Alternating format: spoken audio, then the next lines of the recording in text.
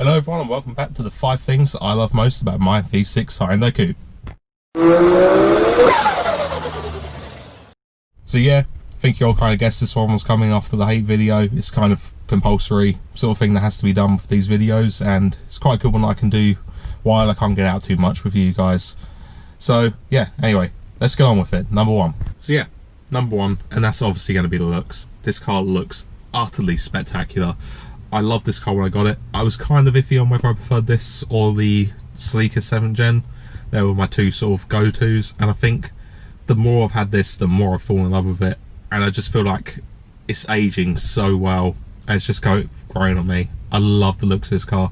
I feel like literally the only thing I'll probably change is it definitely is a bit of a bigger spoiler, for me at least.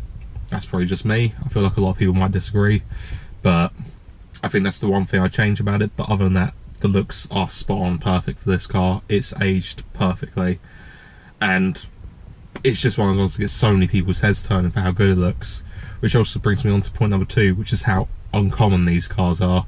Like, when you combine looks like this with a car that's just not too popular, it's amazing how much looks you get. Like, I've literally had it to a point where I've had a small child tugging on his father's coat, pointing at the car, and it just gives you such a special feeling that you just got one of those proper head turners of a car, which is ridiculous. Because well, go through these quite quickly because it already brings me on to number 3 in a sort of combination of all of these, which is the price. To get a car so rare, it feels, even though it doesn't seem to be when you look through the amount of people who have them, but at least for me, seeing them out and about, so rare, so cheap, and looks so good. Honestly, it's ridiculous. Like, how is it so many other cars are going up in prices? I feel like if you want to get one of these, you should get into it soon, because they must be about to go up soon. So many other cars have started to skyrocket in price, and these are just brilliant. I think the only thing keeping these down, at least in the V6s, is the engine size because of taxes and things. So it's definitely making them well worth buy. Definitely get into it. But yeah, I cannot argue with it. It is brilliant looking, nice and rare, so cheap. So yeah, I feel like I've blasted through those first 3 quite quickly, but it kind of all mixes into one, as I'm sure you've heard there. They're literally so good. So yeah, who was it, 4th one, and that is going to be the surprising practicality of this. I didn't really expect when buying a 2-door, well, 3-door coupe, that it was going to be quite as good as it is. I mean, the back seats aren't great. I suppose there isn't much headroom, you can't really get anyone that small, but they are there in case you need them. Mainly for me, it's just, especially once you get those back seats down, the sheer boot size of it. Like, literally, that alone gives me the impression that this is more of a Grand Tourer than a sports car. I think I used to argue that it was a sports car, but I feel like living with it. It's definitely a Grand Tourer first. I feel like it's a bit of a half and half. Well, probably more 70 Grand Tourer, 30% sports car.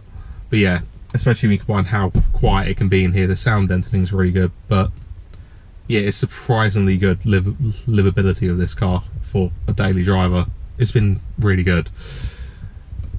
And that'll bring me on to number 3, and that's going to be the torque. I literally is one of those, put your foot down, literally basically any gear, and your head will get thrown back.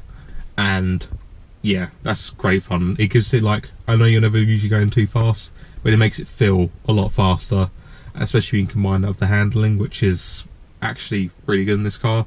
If you see our track there, you'll see how well we're doing on that, and that's with old season tyres, so it's not like we're set out for a track or anything like that. That was mainly the car's doing really well on that one. I think the weight doesn't quite help it for the handling, but when you consider it's a front wheel drive heavy car, it handles a lot better I think anyone would ever give it credit for. Definitely give them a look into if you're after a track car.